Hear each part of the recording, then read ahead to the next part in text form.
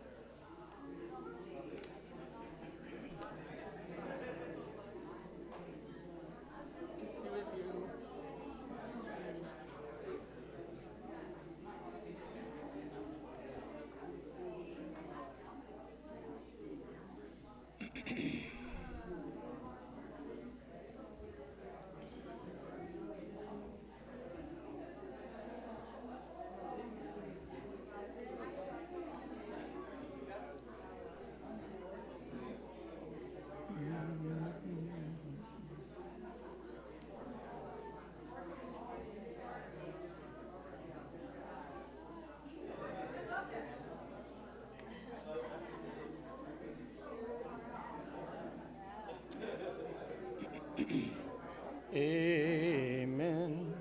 Amen. Amen.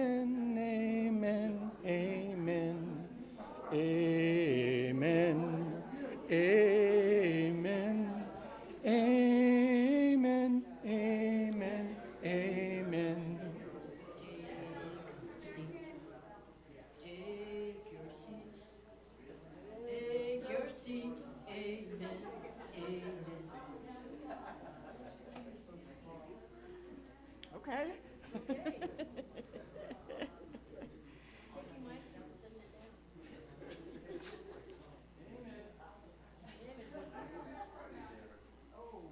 Johnny, Ron. Yeah, it's good to be in the house of the Lord. Amen. Amen. Yes.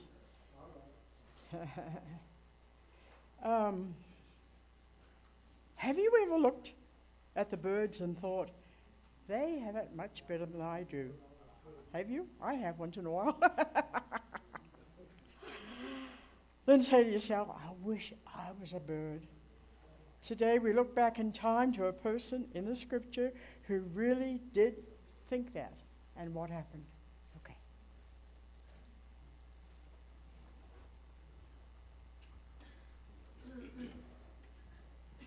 So on this song, we're featuring Joe, and this is just a call from the heart when we feel, maybe alone or neglected. It's just that call to like, Jesus, where are you?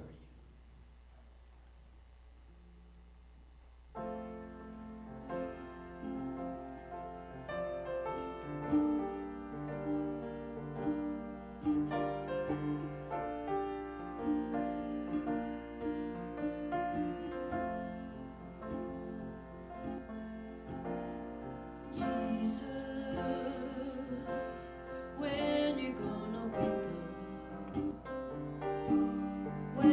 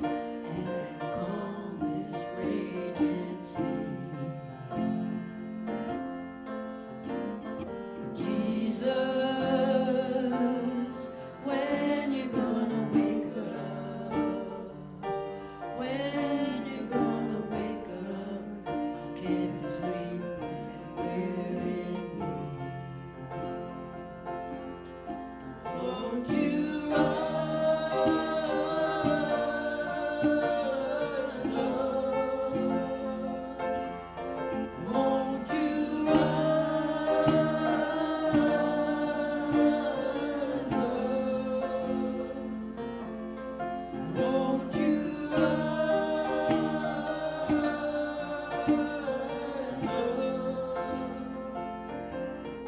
won't you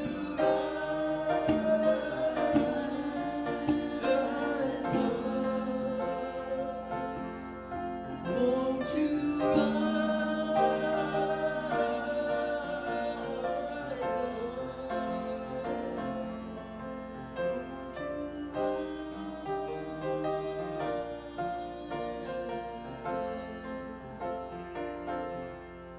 won't you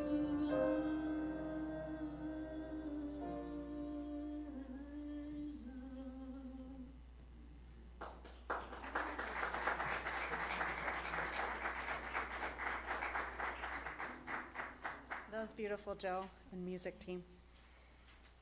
Psalm 84, for the director of music, according to Gittith, of the sons of Korah, a psalm. How lovely is your dwelling place, Lord Almighty. My soul yearns and even faints for the courts of the Lord. My heart and my flesh cry out for the living God. Even the sparrow has found a home, and the swallow a nest for herself, where she may have her young. A place near your altar, Lord Almighty, my King and my God. Blessed are those who dwell in your house. They are ever praising you. Blessed are those whose strength is in you, whose hearts are set on pilgrimage. As they pass through the valley of Baca, they make it a place of springs. The autumn rains also cover it with pools. They go from strength to strength till each appears before God in Zion. Hear my prayer, Lord God Almighty. Listen to me, God of Jacob. Look on our shield, O God, and look with favor on your anointed one. Better is one day in your courts than 1,000 elsewhere. I would rather be a doorkeeper in the house of my God than dwell in the tents of the wicked. For the Lord God is a sun and a shield. The Lord bestows favor and honor. No good thing does he withhold from those whose walk is blameless. Lord Almighty, blessed is the one who trusts in you.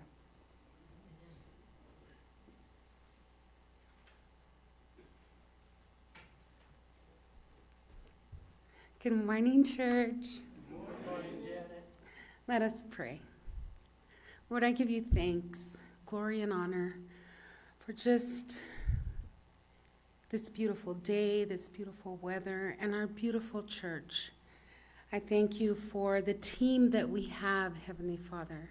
And when there's somebody missing, we just all get together and can make it happen, Lord. I thank you for the people that are in the back and that are in the front, and just the team that we have. Lord, I pray that you rise up more people, more fire. Give us the passion, Lord. And Father God, I pray for this weather, the people that are homeless, Lord. Be with them. Be with our finances. Be with our mental health out there, Lord. I pray, I lift up anybody that's dealing with an illness right now, Heavenly Father. Touch their body, restore them, Lord. Give them a sense of healing, Father God. And Lord, I lift up our brothers and sisters that are not here today. For whatever reason, you know, hear their prayers, hear our prayers, Lord. Amen.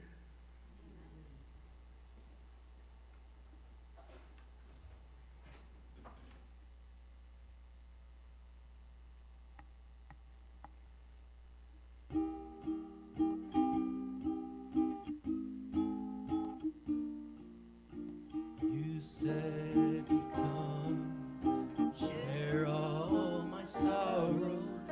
You said you'd be there for all my tomorrows. I came so close to sending you away, and just like you promised, you came here to stay. I just had to pray. Jesus said, come to the water, stand by my side. I know know you are thirsty, you won't be denied. I felt every teardrop when in darkness you cried, and I strove to remind you that for those tears I died.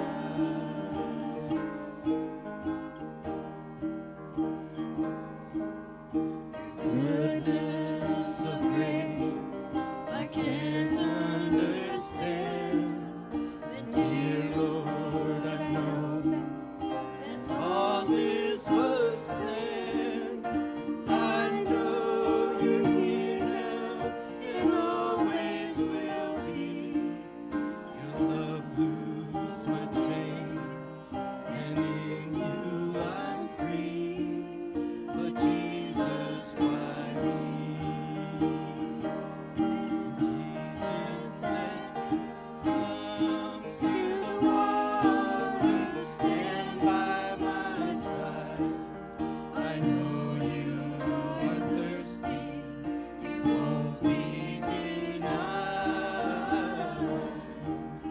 I felt every teardrop when in darkness you cried, and I strove to remind you that for those tears I died.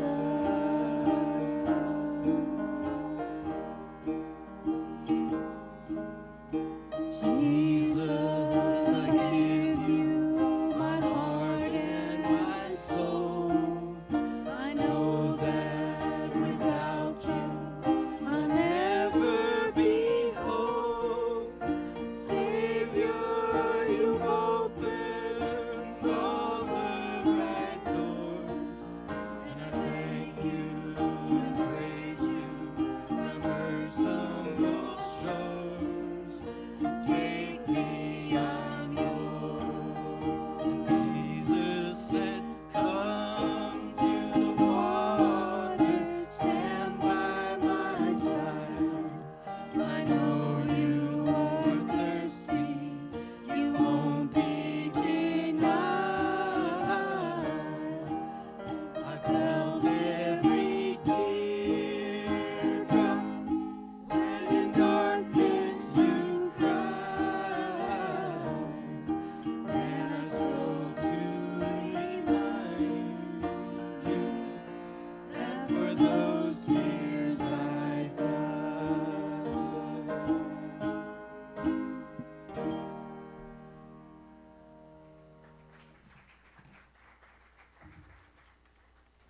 I really like that song. And I'll try and preach after it, eh? Oh, it's beautiful, isn't it? And never mind anything else about it I was going to say. Thank you, Rachel, for reading everything that was in that psalm, particularly the stuff at the beginning. And stuff that I want to talk about. You know, it talks about a song, talks about according to Gittith, and talks about for the son of the sons of Korah. You can say, what's all this about before you get into the psalm, you know? Well, let me tell you something that'll surprise you. Their dad, Korah, back in Old Testament history, was one of the Levites and was responsible for transporting items into the tabernacle, okay, as they moved there.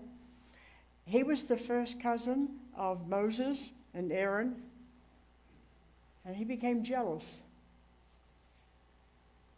He wanted their position, and he rounded up 250 other guys to chase Moses off. Yikes. Eventually, there was a small earthquake, and all of them were taken down.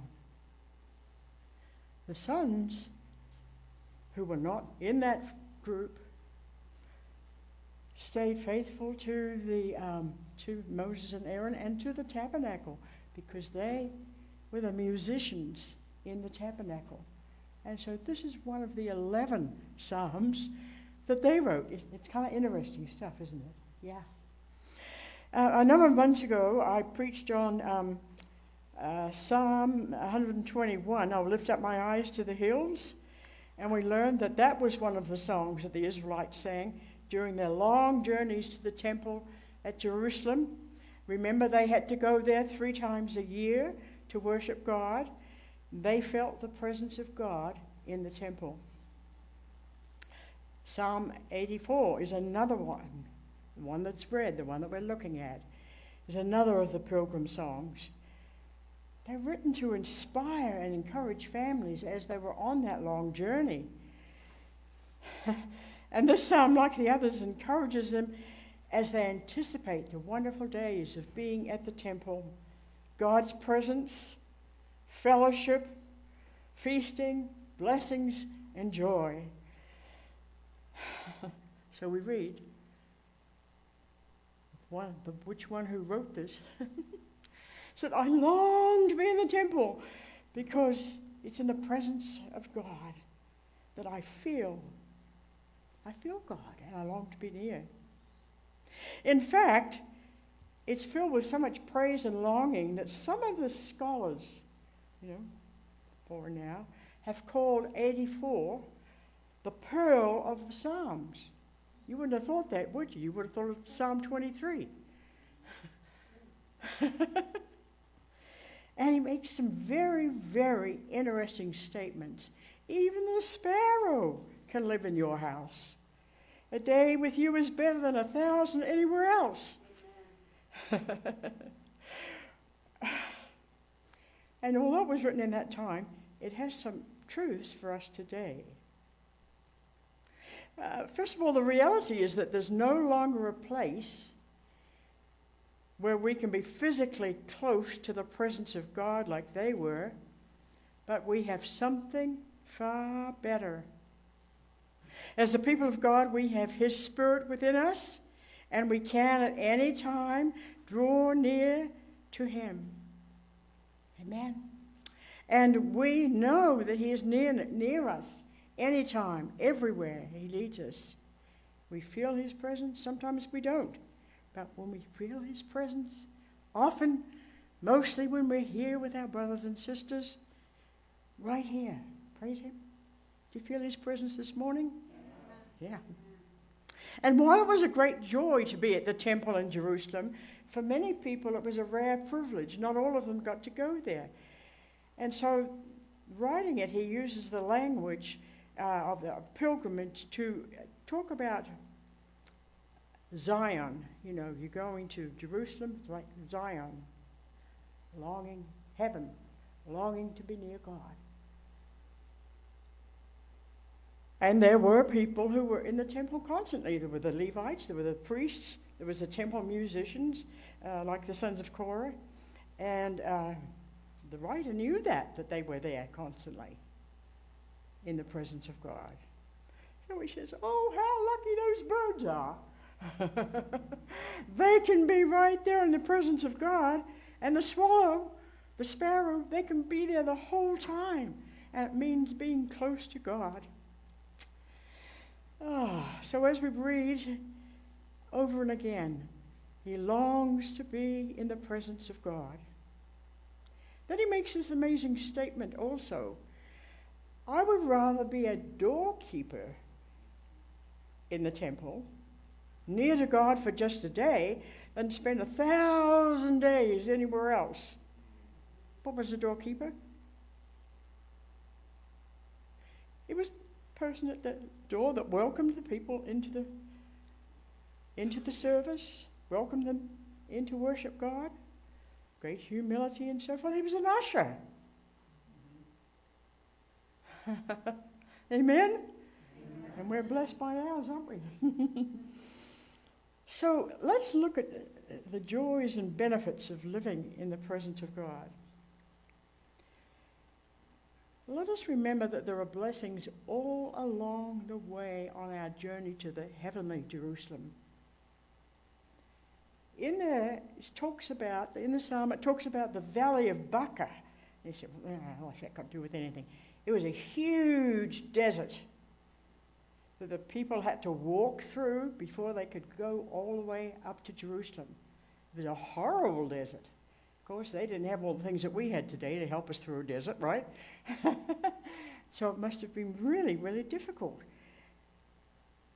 But God's presence gets them through it. My friends, when we face times that are horrible, times that seem impossible, times when it seems like we're totally lost, times when we seem like we're at the end and we're never going to make it, continue to trust Him in those times, and He will get us through. Amen? He will. I want to remind you of some of the wonderful, comforting words about His presence with us. I will never leave you or forsake you, in the Hebrews. I am the Lord who goes before you. I will be with you. I will not leave you or forsake you. Don't fear or be afraid. Be bold and strong. Don't be afraid. The Lord your God is with you wherever you go. And to His disciples, before He descended into heaven, I am with you, always to the end of the age. And then I kept for last this one that I got to tell you something about. Fear not, I am from Isaiah 41. Fear not, I am with you. Be not dismayed, for I am your God. I will strengthen you. I will help you. I will hold you with my righteous, strong hand. I told you some time ago about when I was called into ministry, and I've argued with God for 5 years because I didn't think women should do that. And I didn't know anybody that was, any woman that was. And went to study in Australia, came back, and they were pastoring. I was pastoring, given a pastorate then, even though I hadn't said yes to God, but that's another part of the story. And I was about 25. I was single. I was a female minister. Yeah, what's that? And the Lord just gave me this scripture over and over again. Fear not, I am with you. Be not dismayed, I am your God. I will strengthen you. Yes, I will help you. I will hold you with my strong right hand. And I remember so vividly walking up and down the streets in that city, letting this word, this promise and the reality come to my mind. Let's hold on to those promises. So what else does it speak to us about? It kind of reminds us that we should cultivate an appetite for God that exceeds our desire for earthly comforts, allowing our flesh to cry out for Him in spite of our families, in spite of even the failures of our families, cultivating an appetite for God. I would suggest that it may say to us to set aside a certain time in the day. Most people in the early, but it doesn't matter, to be with God and to recognize that you're in His presence and to read the scripture and to pray and write down some of the things that He's telling you. Realizing in that moment that we've set aside for Him is better than 1,000 days anywhere else. And also, we need to remember to trust in His plan, placing our trust in Him completely, confident that He will guide us in all circumstances. That song about "Wake Up, Jesus." You remember the story on the Sea of Galilee where a storm blew up and the disciples were afraid because Jesus was asleep. And what did He say when He woke up? Where was your faith? Why didn't you trust me? You know what I mean? And of course, it was all taken away. It was all good. It was all, God worked it out. And so often we get caught up in, I do. You do. We all get caught up in these things. So may this psalm remind us again of our need to completely and utterly trust God. I'll let you into one of my habits with my devotions. I kind of have developed a habit over the last several years to just, Lord, I need this, I need your help with this, I need your help with this, I need your help with this. I write it down, facing the day. And it comes to me. Trust. Trust me. Trust me. Trust me. I've never forsaken you. I'm with you. Trust me. That's beautiful. And then I think the other thing that it might say to us is the value of the community of faith, all right? When we engage in worship together, how wonderful it is. And to make our minds to be actively participating in the community of believers. Always. And there's such a wonderful atmosphere here. I've told you that before.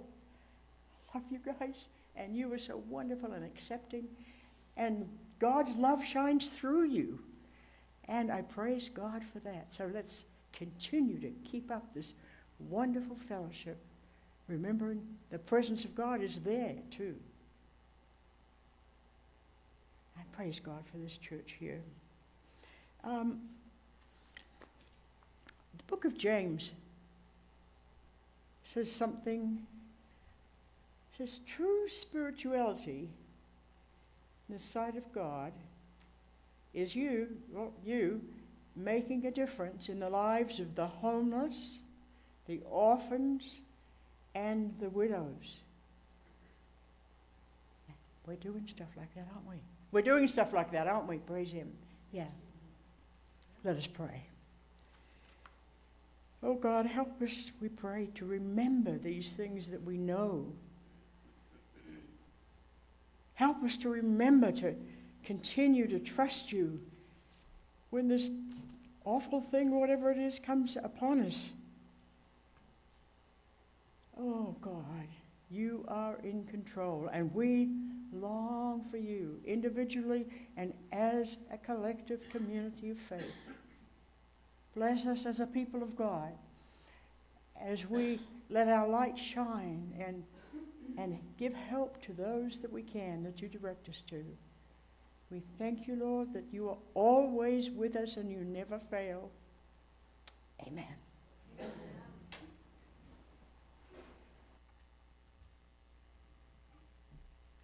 So join us, please, with our song. We've done this a few times. He is among us. Just a beautiful reminder that what you do to the least of these, you do to Him.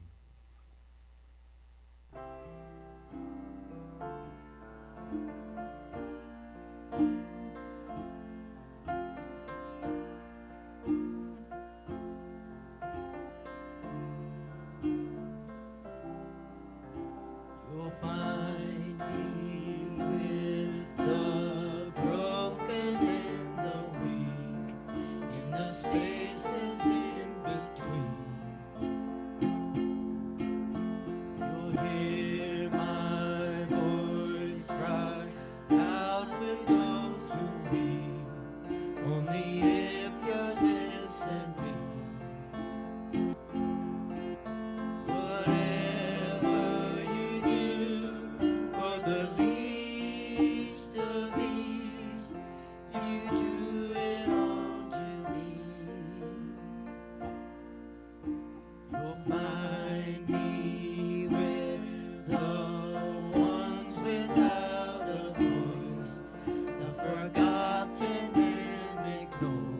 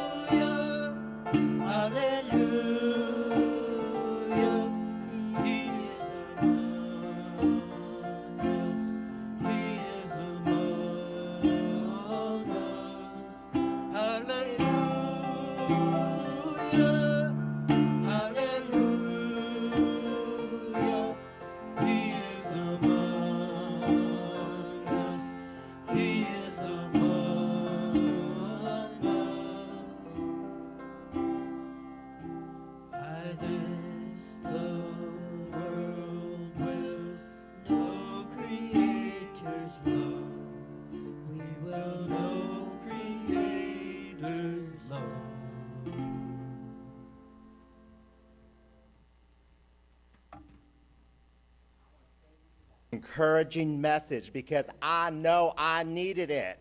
There's so much negativity in this world, especially with these phones we have. Let's turn them off and give God the grace that he deserves.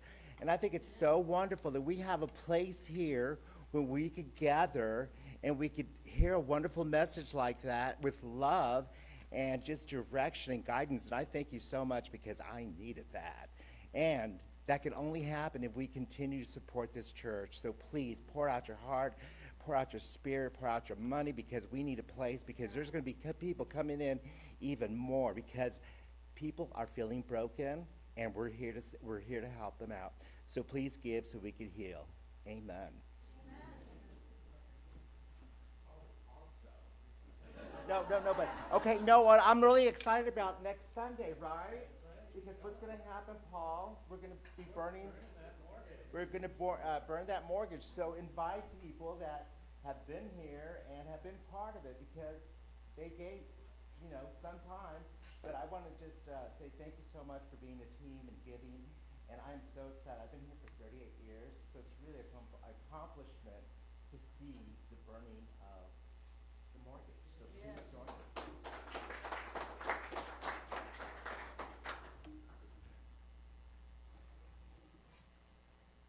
So as we prepare our hearts to receive communion, just invite you to take a deep breath.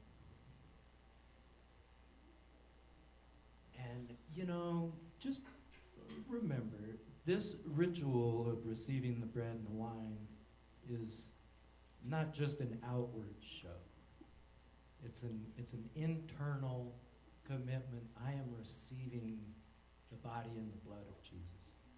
So join me, please, as we sing In Remembrance.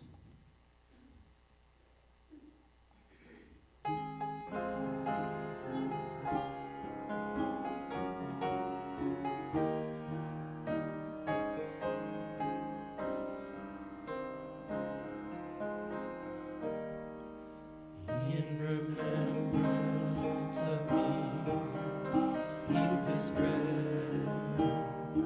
In remembrance of me, drink this wine.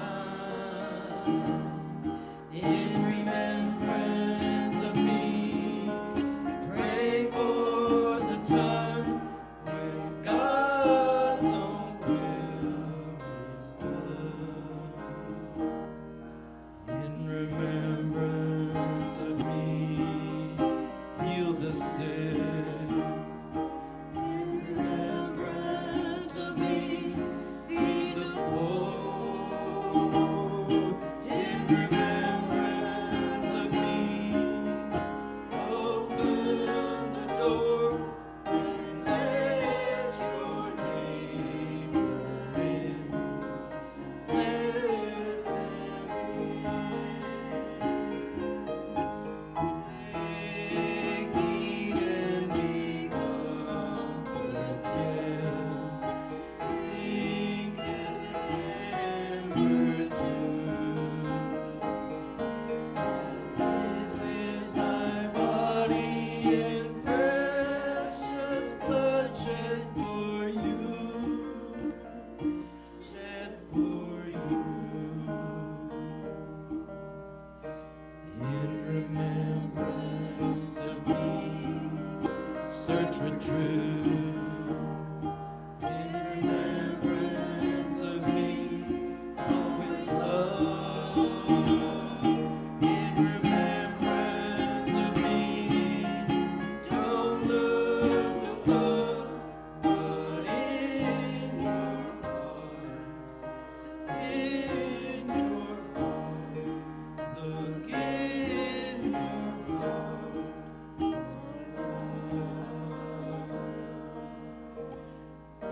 Do this in remembrance of me. Do this in remembrance of me. In remembrance of me.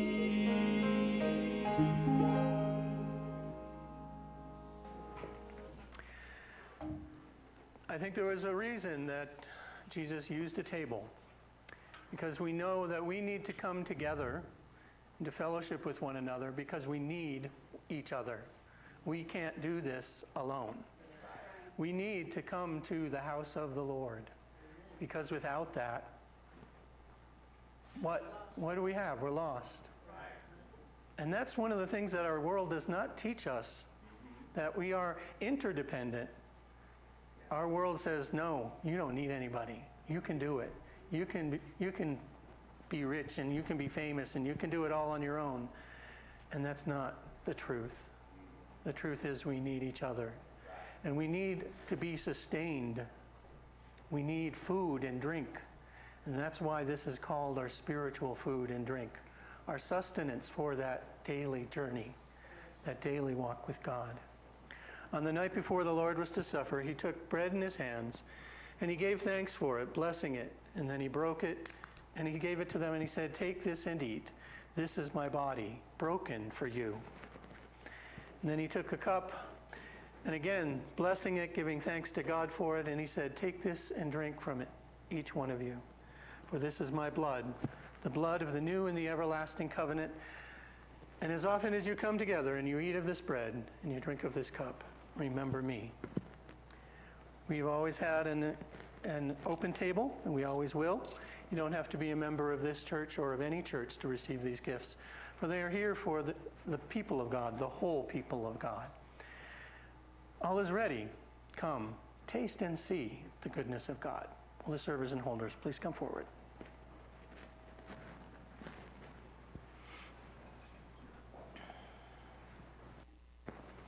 There you go.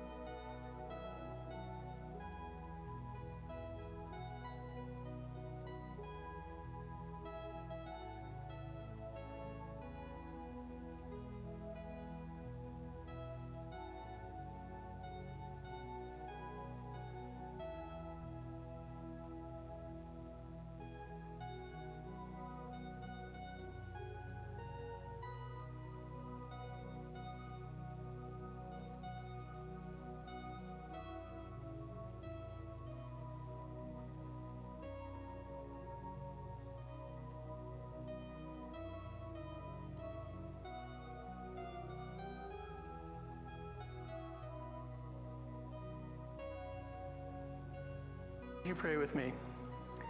Loving and holy God, we thank you for once again bringing us together in your name at your table.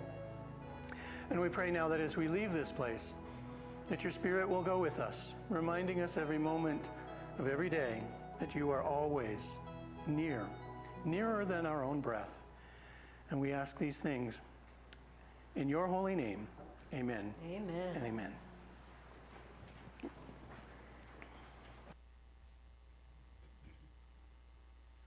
Well, once again, thank you everybody for being here today.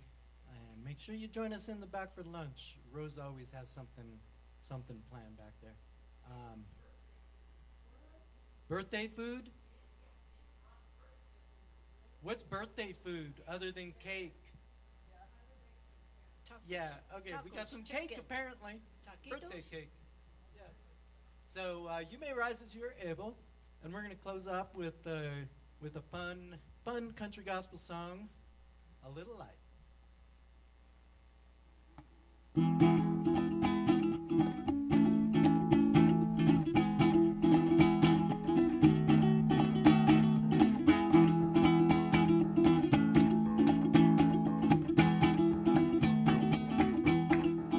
Through all these earthly trials of sorrows, through all these days of mortal sin, through all these eternal nights with no tomorrow, gotta stay on the straight and narrow and find a little light within. Gonna walk that road all the way to heaven. Gotta walk that road till the dawn. Gotta walk that road all night. All we need is a little light.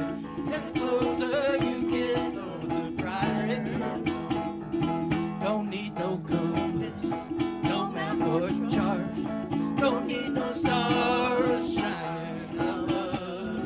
Don't need no nothing but a little light in my heart, going inside like a blanket of love. Gotta walk that road all the way to heaven. Gotta walk that road till the dawn. Gotta walk that road all night. All we need is a little light. The closer you get, the brighter it turns on. The closer you get, the brighter it turns on. Yeah. You don't need it. Bless you. May God's light shine upon you. May God's countenance shine upon you and be gracious to you today and for all your days. Go in peace and go eat. Amen. Fed ourselves, now let's feed our team. How you doing? I'm doing okay. Good. I took care of her snacks. Gotta walk that road, all the way to heaven. Gotta walk that road. Yeah, I don't remember eating Gotta walk that road. I remember that. All we need is a little light. And the